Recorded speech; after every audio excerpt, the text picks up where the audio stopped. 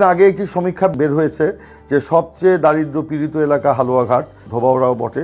তো আমার এই ধোবাউড়া এবং হালুয়াঘাটের দারিদ্রতা নিরসনের জন্য আমি আগেই বলেছি আমাদের এখানে কর্মসংস্থানের ব্যবস্থা করতে হবে, আত্মকর্মসংস্থানের ব্যবস্থা করতে হবে, সকলকে শিক্ষিত করতে হবে এবং শিক্ষার আলো ঘরে ঘরে পৌঁছে দিতে হবে, মাঠে ঘাটে একটা কর্মচাঞ্চল্য সৃষ্টি করতে হবে, উৎপাদন বৃদ্ধি করতে হবে এবং এই উৎপাদনের সাথে জনগণকে, বিশেষ করে তরুণ সমাজ, নারী সমাজকে সম্পৃক্ত করতে হবে। আমি আমার এলাকায় আপনার মিল কলকারখানার কথা বলেছি, কর্মসংস্থানের কথা বলেছি, সেগুলো আমরা করে এখানে কর্মসংস্থানের আমরা ব্যবস্থা করব, অথবা ক্ষুদ্র ক্ষুদ্র ঋণ দিয়ে আমরা সকলকে আত্মকর্মসংস্থানের দিকে আমরা ধাবিত করব, তাদেরকে চাকরির ব্যবস্থা করব, তাদেরকে ক্ষুদ্র ব্যবসায়ী উদ্যোক্তা আমরা তৈরি করব। সেটা নারী উদ্যোক্তাও হবে, পুরুষ উদ্যোক্তাও হবে।